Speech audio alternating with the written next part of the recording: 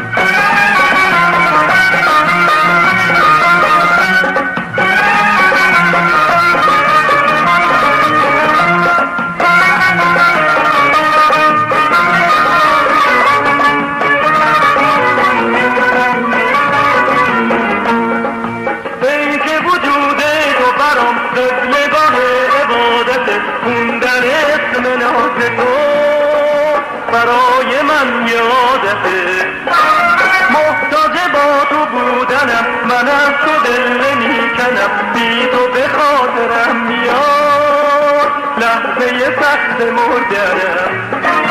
ای مریم قشنگ من، گل خوشاب و رنگ من، وقتی ازم جدا میشی غصه میاد به جنگ من.